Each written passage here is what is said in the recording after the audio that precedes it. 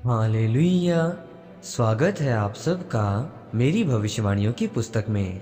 तो आइए हम आज के पवित्र वचन को पढ़ेंगे जो कि परमेश्वर के दास प्रेरित अंकुर यूसुफ नरूला जी के द्वारा लिखा गया है।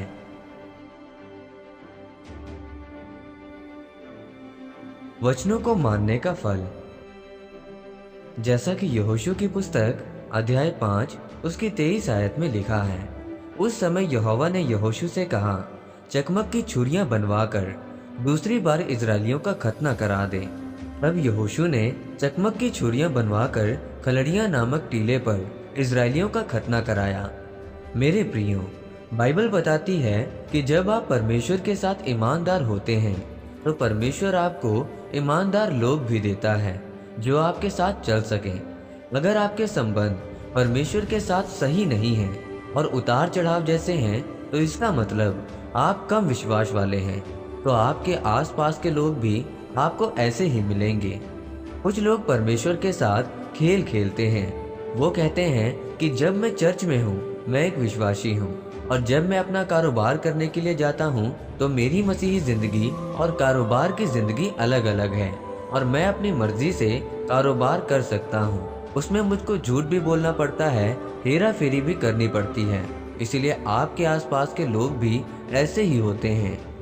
आप जैसी निराशा परमेश्वर में बोते हैं वही आपको काटने को भी मिलती है। फिर आपके अपने ही लोगों से आपको धोखा मिलता है। मेरे प्रियो, बाइबल बताती है कि गुप्त में प्रार्थना करेगा परंतु मैं उसका इनाम तुम्हें लोगों में दूंगा। परमेश्वर ने कहा कि अगर तुम अंदर घुसकर मेरे साथ खेल खेलने की कोशिश करोगे तो वो भी मुझे नजर आएगा। कुछ लोग वचन को तोड़कर निराशा को हासिल करते हैं, तब उनकी निराशा आगे बढ़ती जाती है।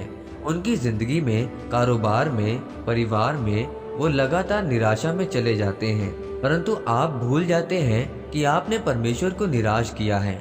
परमेश्वर ने कहा कि जिस तरह अन्य जातियां हमेशा खोज में रहती हैं, जैसा कि मेरा वीजा लग जाए, मेरी शादी हो जाए, परमेश्वर ने कहा कि अन्य जातियां भी इन्हीं की खोज में रहती हैं। परमेश्वर जानता है कि आपको इन सब वस्तुओं की जरूरत है।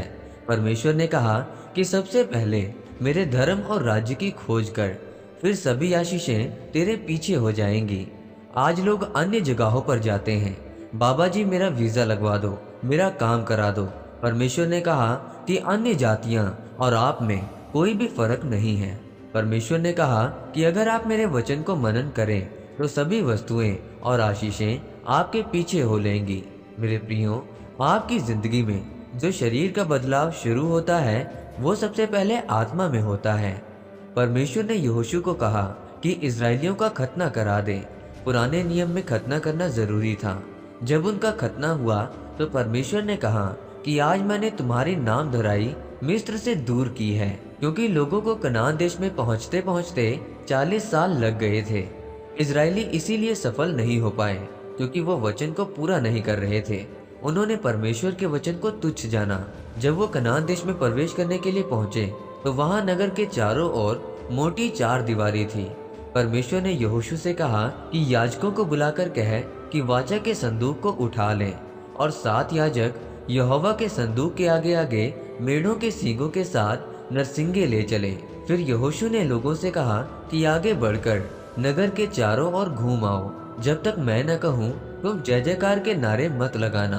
और इस तरह हथियारबंद पुरुष यहोवा के संदूक के आगे आगे चले, और इसी प्रकार 6 दिन तक किया। फिर 7वें दिन वो सुबह उठकर 7 बार नगर के चारों ओर घूम आए। तब यहोशू ने उनको बोला कि अब तुम नरसिंगे फूंको और जय जयकार के नारे लगाओ। जब 7वीं बार चक्कर लगाया गया तब इजरायलियों ने नरसिंगे फूंके और जय जयकार के नारे लगाए तो यरीहो की दीवार गिर गई। अगर आपके सामने कोई बीमारी, लाचारी या गरीबी की दीवार है, उसका हल सिर्फ परमेश्वर ही कर सकता है। परमेश्वर का वचन मानने से आप उद्धार पा सकते हैं। अगर आप परमेश्वर के वचनों को थाम कर चलेंगे तो परमेश्वर हर वक्त आपका साथ देगा। वचनों पर खड़े रहेंगे तो परमेश्वर आपको बढ़ाएगा, बहुतायत से आशीष देगा। आपको संसार के कामों से ज्यादा परमेश्वर को समय देना होगा। जिस तरह यहोशू ने परमेश्वर के वचन को माना और मजबूत यरीहो की दीवार को तोड़ दिया, वैसे ही परमेश्वर आज आपकी भी निराशा की, गरीबी की, बीमारी की दीवार को तोड़ देगा। आपको प्रभु के साथ, पवित्रताई के साथ और वचन के साथ खड़ा होना होगा। आमीन। आइए इस प्रार्थना को आप मेरे साथ एक मन होकर करें। सर्वशक्तिमान परमेश्वर, मैं इस वचन के लिए आपका धन्यवाद करता हूँ। परमेश्वर, मैं प्रार्थना करता हूँ कि मुझे ऐसा विश्वास दे कि मैं आपके वचनों को अपने जीवन से बढ़कर मानूं, ताकि सुरक्षा मुझ पर और मेरे पूरे घराने पर आए, प्रभु यीशु मसीह के नाम में। आमीन। परमेश्वर आप सबको आज के वचन के ऊपर मनन करने के द्वारा आशीषित करें। आमीन।